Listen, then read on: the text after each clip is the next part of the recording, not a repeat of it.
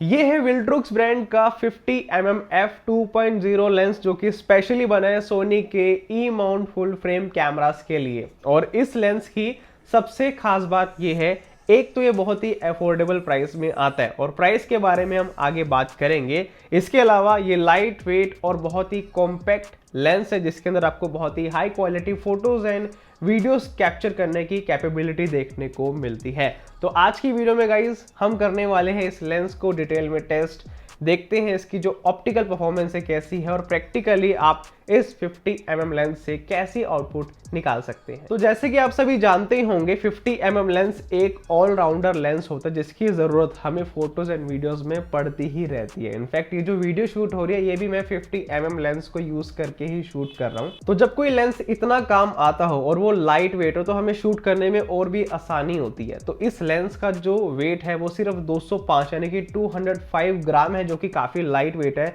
जिसकी वजह से अगर आप इस लेंस को अपने कैमरा के साथ में गिम्बल पे यूज़ करते हैं या फिर हैंड हेल्ड आप यूज़ कर रहे हैं या फिर फोटोग्राफी वीडियोग्राफी प्रोजेक्ट्स में बहुत घंटों तक काम कर रहे हैं, आपका हाथ दुखेगा नहीं या फिर आपके गिम्बल पे एक्स्ट्रा पेलोड नहीं आएगा। बहुत ही लाइट वेट हमें लेंस देखने को मिलता है और इसकी जो कंस्ट्रक्शन क्वालिटी है, इसकी जो बिल्ड क्वालिटी है वो भी काफ़ी रोबस्ट है। तो आप लॉन्ग टर्म में इस लेंस को यूज़ कर सकते हैं क्योंकि 50mm लेंस एक ऐसा लेंस है जो हमें लंबे समय के लिए चाहिए होता है। हम काफ़ी लॉन्ग टर्म में इसको यूज़ करने की हमेशा सोचते हैं, ठीक है। इसके अलावा इसके अंदर आपको मेटल माउंट मिलता है। यहाँ पे सोनी का ई माउंट है जो कि मेटल माउंट के साथ में आता है। मेटल माउंट का मतलब ये है जो रफ एंड टफ सिचुएशन होती है वहाँ पे भी ये माउंट जो है रोबस्ट रहने वाला है। आप इसको निकालेंगे वापस डालेंगे, इस तरह से जो पूरी साइकिल रहती है लेंस की थ्रू आउट 5 to 8 ईयर्स, तो उस टाइम पे ये लेंस टिका रहेगा। इसके अलावा इसके अंदर आपको टाइप सी पोर्ट मिलता है जहां से आप इसके फर्मवेयर को अपडेट कर सकते हैं। और बात करें यहाँ पे बटन कंट्रोल्स की तो देखो गाइस, वैसे तो ये प्राइम लेंस है तो प्राइम लेंस में ऐसे बटन कंट्रोल्स नहीं होते क्योंकि zoom in zoom out ring नहीं होती इसके अंदर, लेकिन आपको यहाँ पे एक मैनुअल फोकस करने के लिए रिंग दी गई है। बाकी मैनुअल फोकस अगर आप करना चाहते हैं वो आप कैमरा के मेन्यू से कर सकते हैं। यहाँ पे हमें कोई भी उसका बटन नहीं दिया जाता है। बाकी इसके साथ में आपको एक लेंस हुड मिलता है, लेंस कैप मिलती है और छोटी मोटी एक्सेसरीज मिलती है जिसकी मदद से आप इसको इजीली कहीं पे भी कैरी करके ले जा सकते हैं। फॉर एग्जांपल इसके साथ में आपको पाउच मिलता है और एक छोटा सा बॉक्स मिलता है जिसके अंदर ये पैक हो जाता है। इसके अलावा इस लेंस के फ्रंट ग्लास के ऊपर हमें एंटी फॉइलिंग और वाटरप्रूफ कोटिंग देखने को मिलते हैं जिसकी वजह से लेंस के ऊपर स्मजेस नहीं आती। जो फ्रंट ग्लास है वहाँ पे स्मजेस या फिर फिंगरप्रिंट्स नहीं आते और थोड़ी बहुत बूंदाबांदी बारिश हो तो पानी इसके ऊपर टिकता नहीं है, वो नीचे अपने आप उतर जाता है। तो उस सिचुएशन में कोटिंग आपकी बहुत हेल्प करेगी। तो ये तो हो गई बात इस लेंस के फॉर्म फैक्टर की, लेकिन अब करते हैं इसको प्रैक्टिकली टेस्ट। और मैं इस लेंस को यूज करने वाला हूँ अपने सोनी के ZV-E1 फुल फ्रेम कैमरा के साथ में।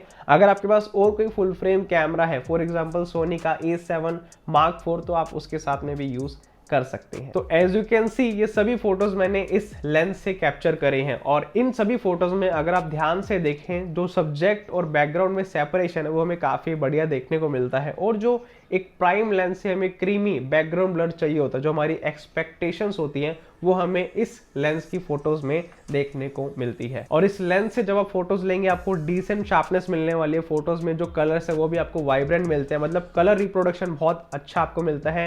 स्किन टोन भी काफी अच्छे से ये लेंस प्रोड्यूस करता है एंड ओवरऑल आपको जो प्राइम लेंस से एक आउटपुट चाहिए होते हैं, स्पेशली एक beginner friendly budget friendly prime lens से जो हमें आउटपुट चाहिए होते हैं वो आप इस लेंस से एक्सपेक्ट कर सकते हैं। और जैसे कि आप सभी जानते होंगे 50mm लेंस की जो फोकल लेंथ होती है एक स्टैंडर्ड फोकल लेंथ होती है जो कि ह्यूमन आई के पर्सपेक्टिव से काफी ज्यादा जो है रिलेटेबल होती है। तो जितनी भी फोटोज आप ये देख रहे हैं इसके अंदर जो पर्सपेक्टिव है हमें बहुत ही स्टैंडर्ड देखने को मिलता है। चाहे बात हो ह्यूमन सब्जेक्ट की या फिर किसी अदर ऑब्जेक्ट या फिर सब्जेक्ट की, आपको हर चीज का जो है पर्सपेक्टिव स्टैंडर्ड मिलने वाला है। और ये सभी photos vivid and distortion free आए उसके लिए इस लेंस के अंदर जो एलिमेंट्स है ना उसके अंदर 3 ED lenses, 4 high refractive elements and 1 aspherical element with HD nano coating लगाया गया है। तो ये सारी इमेजेस देखकर आपके माइंड में अच्छे से आइडिया हो गया होगा इस 50mm लेंस की एक्चुअल क्वालिटी कैसी है, कैसी आउटपुट है, कैसे कलर्स आते हैं, ओवरऑल कॉन्ट्रास्ट कैसा है।